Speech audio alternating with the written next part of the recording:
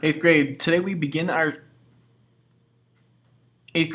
continue our study of the eastern part of the United States east of the Mississippi River, and we're looking specifically at lesson 2, the history of the region. I've got my textbook in front of me, open to the chapter 4, lesson 2 tab to go through the reading. And I also have in front of me, while I'm reading and watching Mr. Shane's video, my note page that has 2 sections. The first section we're going to learn about is all about early America, the Native Americans who were here before the English or the European colonists, and then once that colonization happened, how did it happen in terms of the settling of that land. In the very first section, it's asking us to use true and false as we read through the textbook. Identify each of these statements as true or false. If a statement is false, rewrite it correctly. That's after we read through the portion on the Native Americans and then the colonists. After that, in the second portion of our lesson today, we're learning about the settling dynamics of how this land came to be. The physical geography, what challenges that posed, and now the resources that it provides after the people begin to settle this land and move further from the East Coast inland to the Mississippi River. Here you've got short answer questions to fill in the blank. Just use your textbook to answer the following questions, and you're going to be able to write those out in complete sentences. Mr. Shane will help you with that as we complete this video. To begin, let's look at our objectives for today's lesson. Scholars will describe early America and its indigenous peoples. Scholars will summarize European colonization of the area. Scholars will explain how the movement of people shaped the culture of the eastern United States. And scholars will describe early industry and agriculture. And lastly, understand what was called the Great Migration. What do you know about the history of this region? Because we're studying the eastern half of the United States, Wisconsin's included, and I think in 4th grade you learned all about the state history. One aspect that can't be denied about our state's history and its founding is the idea of where a lot of the different names and places come from, because there were actually people here before new settlers and immigrants came to this part of the country. Here's our map of Wisconsin. You can see some of the different cities, and those names actually come from Native American languages. Right down here in Milwaukee, we've got a couple examples. Milwaukee is translated to the rich and beautiful land by the Potawatomi. Spelling of most of the well-known city, this has been debated many times. However, the original native pronunciation was derived from Maniwaki, according to Milwaukee Sentinel on August 22nd, 1881. So the name Milwaukee means the rich and beautiful land, or the good land, and it gives us our name because that was once a place where the Potawatomi people had settled. Waukesha, you've heard of the name Waukesha, the city outside of Milwaukee.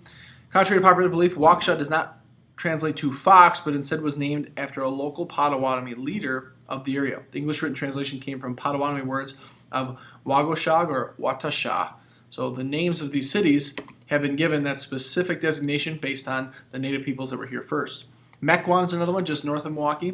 This is an Ojibwe used word, Miquon, as a meaning for ladle. This peculiar name was decided upon due to the way each river in the area bended into a ladle shape, kind of the shape of a spoon. Other speculation of the word meanings also have been feather or pigeon, but have been disputed by historians. So we have these different places that are named after the historic people that lived here before. Some other English words that you may know or recognize that come from that native origin, because the native peoples were the first ones here in what was the United States before colonists and before settlers came to be. Mississippi, Arkansas, Texas, Tejas, Ohio, the word chipmunk, pecan, and squash, all things that you've probably heard, and the native language and origin comes from that original culture and original people that were here before other settlers. Now, as you read through the entire portion on Native American impact, you're going to come to the understanding that there were people that thrived and lived in this region for quite a long time before the English colonists came to be here. Here's a map of the eastern half of the United States, and each of these names is the tribe or the people that would have lived in a specific region.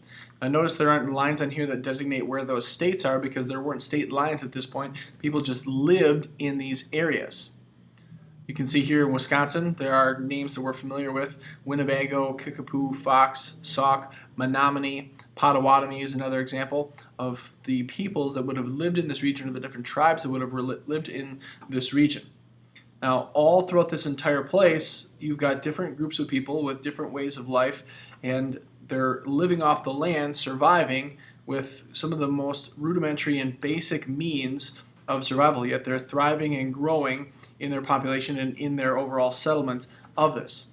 What's going to happen when now we've got the early settlement of this region? You've got people from Europe discovering the land that is to their west and then coming to land in this location. Native American influences in the eastern United States, after the colonists come here, you're going to see that a lot of things that they had already established are ways in which the colonists adapted to this place. Ways in which people could farm and produce food was something that was actually helpful to the colonists as they come here and try to survive. Games and activities, canoeing, snowshoeing, lacrosse, tug of war are some activities that are known to be part of Native American culture. Government and settlements. Benjamin Franklin based the idea of creating a central government with states with retained certain rights for the Iroquois Confederacy. So the colonists come and they're going to take over, which is really unfortunate to say that people can just move other people out of the way. But there's other ways in which the government then tries to make up for that or tries to create a way for the people to continue to live in this region. Probably not right, probably not justified, but many of these large cities began as Native American villages, including Pittsburgh, Chicago, Detroit, and have then later been turned into what would have been government settlements because of kind of the manifest destiny of them taking over those places. Language and words, the names of over 20 U.S. states, Native American origin. Many other words and language derive from Native American Indian words, such as the ones that we just looked at.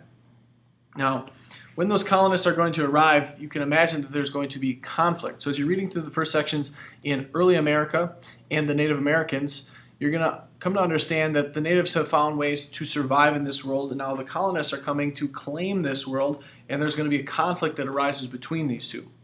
Now, here I want you to simply think about the cause of this conflict. If there are people that are living in a place and then there are new people coming to that place trying to take that from them, it's probably going to cause conflict. It's not like they're just simply opening the doors and saying, yeah, come on in and live with us, because the colonists have a different idea of what they're actually going to do with this land. They're going to claim it as their own. They're going to cut down a lot of the trees so that they can produce their own farm crops and then survive off those farm crops, at the same time removing what would have been the native land and the claimed land from the Native Americans, kicking them off their land.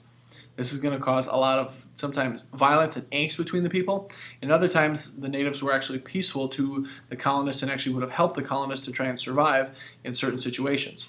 But a lot of times that cause of conflict is that they're both competing for the same land, the same territory. The effect could be some type of violence, some type of trade that could possibly happen if there's actually a way in which to avoid violence, and also the sharing of the cultures back and forth might be an effect of these two different people coming to live in this same area.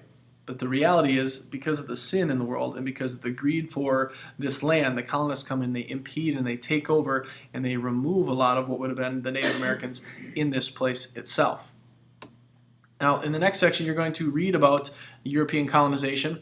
And I want to ask you a couple questions as you read through to think about, and then to maybe come back and try and answer after you've read this section. Why do you think the colonists built towns along the Atlantic coast? Well, the Atlantic coast is the first place that they would have landed. It's probably going to be the best place for them to exit if they need to, or to have some type of transportation, because by sea and by ship was the best means of their transportation. Also, near the coast, you're going to have the different types of seafood that's available and the different types of nutrients that would maybe help be a place where you could actually grow crops. So you've got a combination of habitat and geography that have been good place transportation and trade-wise, but also been the reason why colonists built towns along the coast. What are some things that helped to make life in colonies easier? Colonial life, as you're going to read, was really, really difficult. People in this new world didn't really know what would work, what they could bring from Europe to then kind of use in the Americas. So they had to kind of learn the hard way on how things were going to go. A lot of times their food supplies would run out. Many people got sick and died of starvation. In time, however, the colonists learned how to plant their own crops and hunt their own food on this new land. So after they were able to kind of learn how to survive off the land, kind of like the Native Americans have been successful at, they were able to adapt to the resources and found that they could actually make things out of the different resources that were there that would help them to survive. Number 3, what caused the colonists to declare their independence from British rule? Colonies that were built by English settlers were controlled by English rulers thousands of miles away. And because they're controlled by thousands of miles away, they don't necessarily see that there's this immediate governing force that's benefiting them. In fact, that governing force actually instilled taxes and extra taxation on the colonists because they were still considered British citizens, even though they didn't have a say or didn't have a way in which they could have their own types of laws and ways of life. So they said taxation without representation and then rebelled against that to begin, in 1776, the Revolutionary War. The war ended in 1781 when Britain surrendered and had to offer their independence to the people that now lived in America. How long did it take for the American colonies to become an independent nation? Well, the 13 colonies became an independent nation called the United States of America, and the colonists called themselves Americans. So when this was first being settled, you had in the 1950s or 1750s, 1760s, the original colonies that were arriving, and in 1781 you have what would have been the independent nation of America being established. Let's go back and check on our notes. Here would be a good time to pause to make sure that you've read through the entire section on early America. After the reading, let's go through and fill in each of our portions. True and false in the first section. Number 1 says Native American people have always been in North America. That's actually a false statement. Native American peoples have believed to come to North America from Asia thousands of years ago. This would actually tend to agree with what we would believe as biblical believing scholars to say that life began in the Garden of Eden and that life had to then spread from the Tower of Babel to other parts of the world, and people would have moved from what would have been a Mesopotamia in kind of the Middle East portion of the world all throughout what would have been kind of Asia and Russia into the Americas and eventually to the Americas over hundreds of years in those generations. Number 2, Native Americans people use resources from their environment to satisfy their needs. They're famous for respecting the land and living off the land. That is true. Number 3, for most of their history, Native Americans lived off the land and had only a minor impact on the environment. They've got such a respect and affinity for it, they kind of want to leave it as they find it or leave it in a better shape than they find it and not have some type of negative impact where they're causing destruction, damage, or jeopardizing further generations from that native resources. Number 4, in the 15th century, Europeans became interested in the Americas and hoped to learn about Native American ways of life. That's false. The Europeans were interested in the land, gold, and natural resources. They were really greedy in that way, or not necessarily concerned about the people that were already living here, hence why they were willing to kick those people off. Number 5, the first permanent European settlement on land that would become the United States was built in Florida. This is true. 6, in the early 1600s, the first English colonists settled along the Gulf Coast of North America. 6 is false. In the early 1600s, the English colonists settled along the Atlantic coast.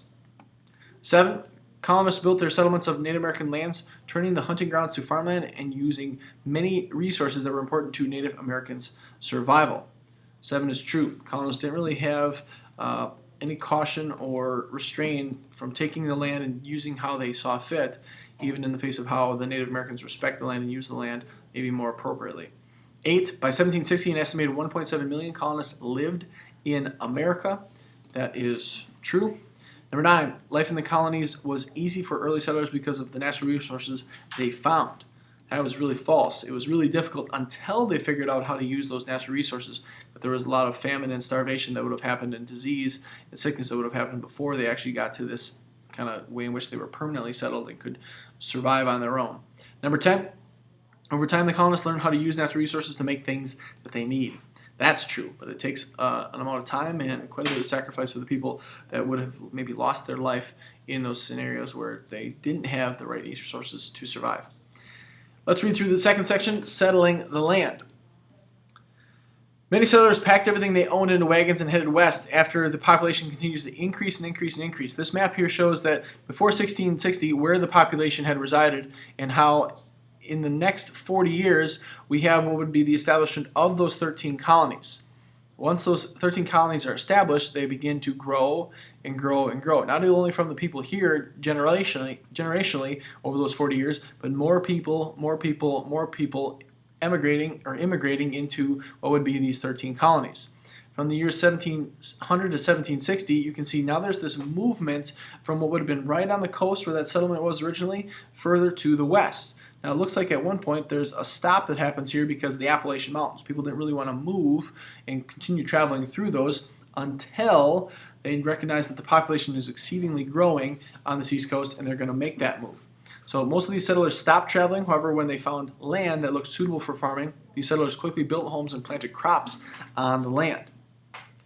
Now, they didn't eventually all stop because as more people come, there's a continued movement to the west. The Land Ordinance of 1785 gave the United States legal claim to lands known as the Ohio Country. Ohio Country is kind of this region that is west of the Appalachian Mountains, between this kind of Ohio Valley and all the way out to what would be the Mississippi River. This also allowed American settlers to buy sections of land for $1 per acre. Now, an acre is a pretty large piece of property, pretty large piece of land, and the fact that it's being sold for $1 at this time in history is incredible. Land right now, depending on where you're purchasing it, is anywhere between $5,000, $3,000 an acre. It might even be more if it's especially in a city or you're just buying a lot for a housing development where it's actually a couple $100,000 per acre, just depending on the location that it is. So this being $1 per acre seems kind of crazy to us to say you can get that much property, that much land for such a cheap price, but it's relevant to the time period in which this land ordinance is created, 1785. Native American peoples living on this land were then forced to leave as the Americans went from this coastal region into what would be more of the interior part of the United States, all the way to the Mississippi River. The next section that you're going to read about is new technology. In this section on new technology, you learn that as people get settled into what would be this western part of the land all the way up to the Mississippi River, that the way in which they settle is to establish a farm or establish a way in which they can kind of provide for themselves. Subsistence farming is what it's called. You grow whatever you can to survive on your own to start with, and then you expand from there. Well, at this point in history, there are pretty expansive levels of farming that are happening, and in the South, you know all about the slavery that has perpetuated the forced work of many people from Africa that are brought in to work on major plantations once these places have been established. Well, as this territory continues to develop, slavery still sticks around, and agriculture is the main means on how people are kind of providing for themselves and growing the economy. They want to optimize this level of work that's being done. Working in the fields is really difficult. Working on farms is really difficult until we start to incorporate new technologies. Eli Whitney right here develops the cotton gin, which takes the picked cotton and turns it into the thread material a lot faster and a lot easier, and becomes a lot more efficient than what was done in the past. You still have slavery, so you still have kind of the forced labor that's happening that's unfortunate for tons and tons of people, generations of people that are subjected to this type of work. But technology is making things now faster and easier to be done in this type of work. As you continue reading, you'll learn that this technology actually has a larger lasting effect on agriculture overall. Late 1700s, people designed and built new kinds of machines to do farm work. Over the years then, machines began to replace human workers on farms. With the help of machines, farmers planted and harvested more crops. Now this is in reference to more people who are farming on their own rather than to plantations, because these machines are not going to necessarily replace the free labor that's coming from slavery. It's one way in which the plantation owners and the plantation locations in the South are going to continue to argue for and support slavery, because it's a way in which they have a huge economic advantage. They don't have to pay somebody to work for them. As more and more farm work was done with machines, however, fewer people were needed to work on farms, not on the slave farms. This left thousands of people without work. So people who would have normally been working on a farm, if this new technology replaces their job, there's no job for them to do because the farming has become more efficient. This left thousands of people without work, and many of them later on are moving to cities as we get closer to what would be the 1800s. So of course, of that 100 years, there's a big change that's happening just demographically, where people are working and how they're working with those different technologies, and now people are moving to cities at a rapid rate. This causes what's called industrial growth, in which you've got the building of factories, different types of machines to do the same type of work, and industry. Industry is making products to sell. So you have machines that are making something inside of factories where tons of people are working. Because people don't have the means for modern transportation besides maybe the train, they're actually going to have to live close to that industry to where they can get to work each and every day and then make a living wage or make money for what they're doing. Industry is an important part of the economy of the United States east of the Mississippi. This region has been one of the world's leading industrial regions for more than 2 centuries. Here what we have is called the Industrial Revolution that changes kind of the agricultural-based society that is established in the 1700s and 1800s into more of an industrial society that kind of shows itself at the end of the 1800s in kind of the Civil War that's going to be fought with the major technology advancements that are going to be brought out to kind of help win that war. But at the same time, the industrial growth and the industrialization is happening to improve what would have been the working or the efficiency of doing certain things or making certain products to sell in the country. Products made east of the Mississippi are shipped and sold all over the world today. Still, this region has plenty of resources, and still this region has major technological advancements to continue to be exported and imported from all other parts of the world. The next section that you're going to read about after studying industrial growth is the influence of immigration. So as this eastern part of the country gets settled, more and more people are going to come to this location. There are 2 different types of immigration that are described in your reading. The first of those is forced migration, and then we have the Great Migration. But before that, let's review what immigration is. The history of the United States east of the Mississippi River is the history of many cultures. Cultures have become woven together over time, blending and changing into something new. We say one nation under God and think about our country as this place of other peoples, because if you study the 13 colonies and why people were coming here, they were looking for certain freedoms that were not afforded to them in Europe. They're looking for new opportunities that were not afforded to them. So you have multiple cultures that are coming to this country, that are establishing this country, and people have their own traditions within that, but they've decided once this country became a nation to remain united even though they're different. Unfortunately, the way in which immigration was once thought about to establish our country isn't the way in which it's thought about today, because it's looked at in a maybe more negative light that people are still wanting to come to our country. It's positive to say that people want to come here because of the freedoms that we offer, but it's sometimes negative to the way in which people are treated or subjected as less important than other people in the world based on where they come from. People immigrate to America because they want to be free. They also want jobs, education, and other opportunities. As a result, an amazing variety of languages, religions, cultures, and customs can be found east of the Mississippi. Now, those 2 types of migration that are talked about after it talks about the people coming to this location. Migration is the movement of people from one place to another. Often happen because of, again, sinful acts that are happening throughout the course of history.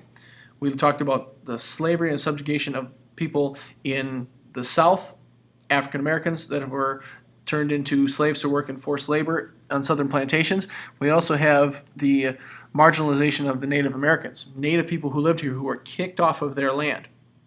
As you read about forced migration, you're going to come to understand that there was this movement of people to the south, and the settlement of the south caused the native peoples here to move from where they were originally located to new territory, an Indian territory in Oklahoma, over 1,000 miles away from the different places in which people would have originally come.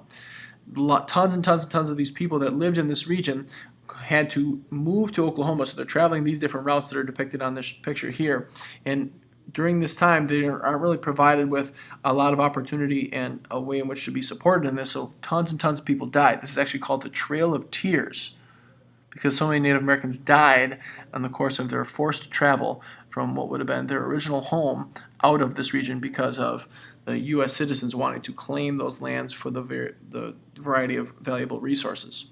After you read about forced migration, you're going to read about the Great Migration. In your study of the Great Migration, you're going to see that after the Civil War is fought, after the time in which slavery is fought to be ended, there's a change that happens in the South and in the North. At the same time that industrialization is happening all throughout this country, the South is still more agriculturally based than the North is. The North is considered the industry, where the South is considered agriculturally based because of the use of slavery.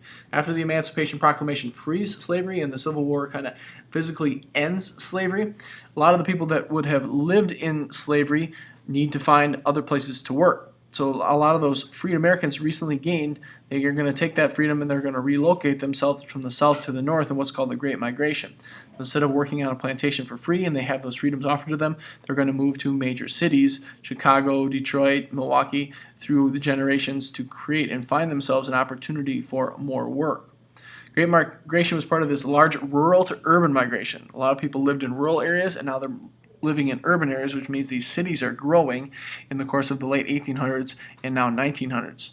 This migration increased during the 1900s when millions more people left rural areas and moved to cities to work in the factories. So at the same time that industrialization is happening, you have this migration of people from rural areas to urban areas, which largely changes our country's makeup on where people live and why they live there. They're living there to find that job, they're living there to find that new opportunity, even though there still wasn't the same type of equality that was wanted and what was fought for in the Civil War, because you still have Jim Crow laws, you still have segregation, you still have racism that exists in the country.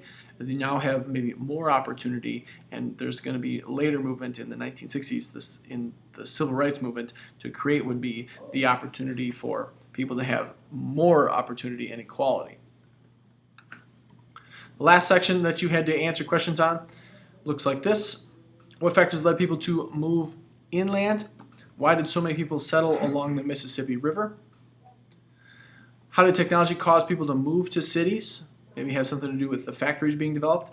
What caused the U.S. government to move the Cherokee from their lands in the East in the 1830s? That's the portion on what is forced migration. And number 5 is on the Great Migration. What was the Great Migration? Explain its importance to us today. Go back and read that section and then summarize your findings in the answering of these questions. That would be your homework for today. God's blessings.